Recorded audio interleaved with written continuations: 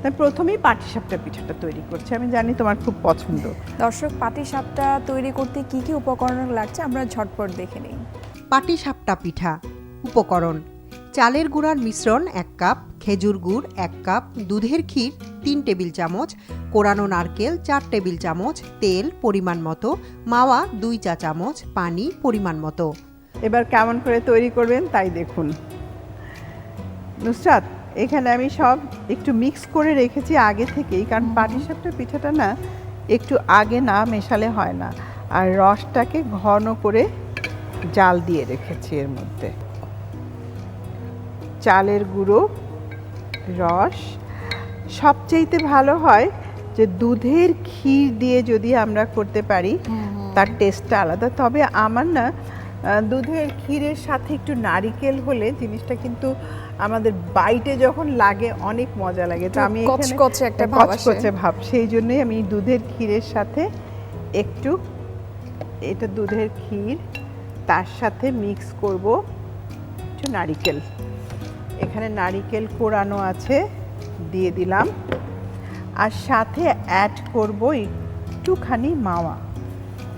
আসলে মাওয়াটা দুধকে ঘন করেই করা হয় দুধের খিরসা মানে ক্ষীর দিয়ে, কারণ এটা যদি একটু টাইট হয় যাতে, সেই জন্যই আমি এই একসাথে সবগুলো মেশালাম।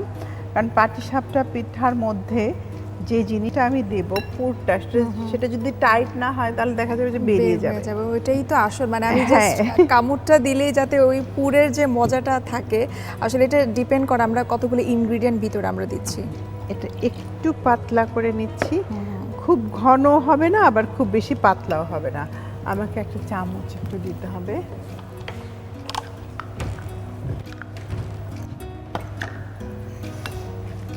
Thank you. আমার মোটামুটি জোগাড় এখানে হয়ে গেছে সব।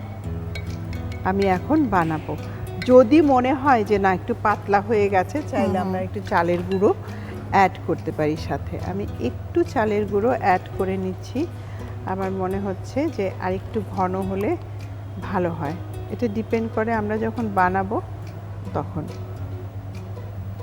তবে রুটিটাকে আসলে পাতলা করার জন্য একটু মনে হয় যে এই লিকুইডটা একটু পাতলা হলে ভালো হয়। হ্যাঁ, লিকুইডটা পাতলা হলে বেশ ভালো হয়। আমি একটু হুইস্ক দিয়ে এটাকে গুলিয়ে নিচ্ছি, তাহলে দেখা যাবে যে এই যে ভালো মতো করলে খুব ভালোভাবে মিশে যাবে। যে লাম্পগুলো আছে ওগুলো থাকবে না, গুটি গুটি ভাবটা চলে যাবে। তো এই মিক্স আমার কাছে হুইস্ক খুব ভালো লাগে, আমি অনেক ইউজ করি, খুব ইজি হয় কাজগুলো। এখন আমি চুলাটা ধরিয়ে দিচ্ছি।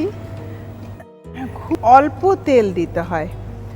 একটা জিনিস যে তেলও দেওয়া যায়, ঘিও দেওয়া যায়, এটা ডিপেন্ড করে সম্পূর্ণ নিজের উপরে। তবে ঘি দিলে টেস্ট বেশি হয়, তেল দিলে টেস্ট কম হয়। খুব স্বাভাবিক আপা। আসলে যত মজাদার খাবার যত মজা হবে তার রিস্কও তত বেশি থাকে। তবে মাঝে মধ্যে একটু করে খেলে কোনো সমস্যা নেই। দিলাম আমি। এখন যেটা করব, এই মেজারিং কাপ দিয়েই আমি দেব। তাহলে হয় কি একটা মাপ থাকে, খুব গরম হওয়া যাবে না, তার আগেই দিয়ে দিতে হবে। ঠিক আছে, এই আন্দাজে। এখন একটু গরম হতে হবে। পিঠা বানানোটা কিন্তু একটু সেনসিটিভ ব্যাপার আছে, যে মিশ্রণটা যেন ঠিক থাকে, তারপর মিষ্টির একটা ব্যাপার আছে, সব কিছু মিলে তেলটা যেন ঠিক থাকে। তো ওইগুলো সব ঠিক না হলে কিন্তু পিঠা ভালো হয় না।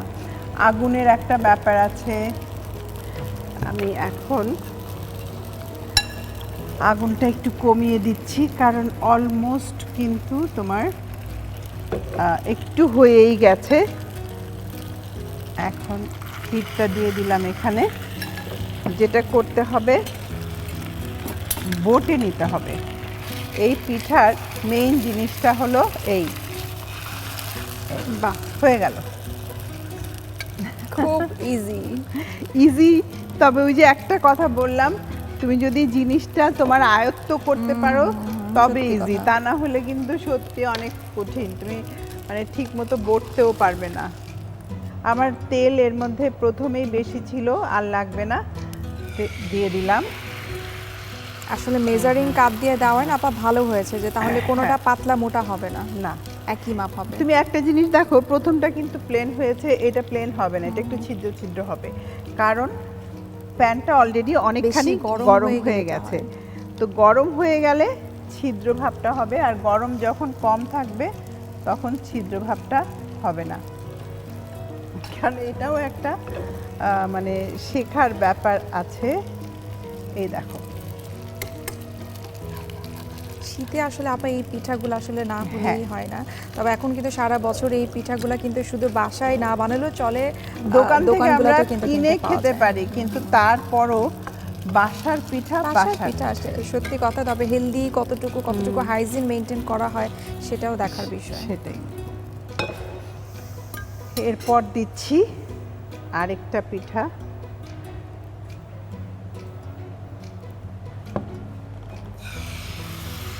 দিয়েই প্রথমে পুরাটা ছড়িয়ে নিলাম। সঙ্গে না মানে একটু ছড়িয়ে দিতে হবে। সঙ্গে ছড়িয়ে নিলে মানে এই প্যানের সমান জিনিসটা হয়ে গেল। এখন একটু রাখতে হবে, তারপর নারিকেলের পুরটা আমি দেব, কিন্তু নারিকেলের পুরটা এখন দেব না, একটু হয়ে যাওয়ার পর দিতে হবে, তা না হলে দেখা যাবে যে উঠে আসবে জিনিসটা। এটা কিন্তু খেয়াল রাখতে হবে, একটু হাফ সেদ্ধ হয়ে যাবে, মানে সেদ্ধ যখন হবে তখনই দিতে হবে।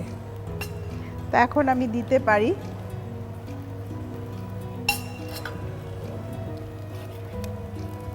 দেখো খুব সুন্দর হয়েছে। পিঠা না প্রথমটার চাইতে আস্তে আস্তে পরের গুলো কিন্তু বেশি ভালো হয়। তুমি দেখো প্রথম পিঠাটা আর পরের পিঠা অনেক পার্থক্য আছে। এই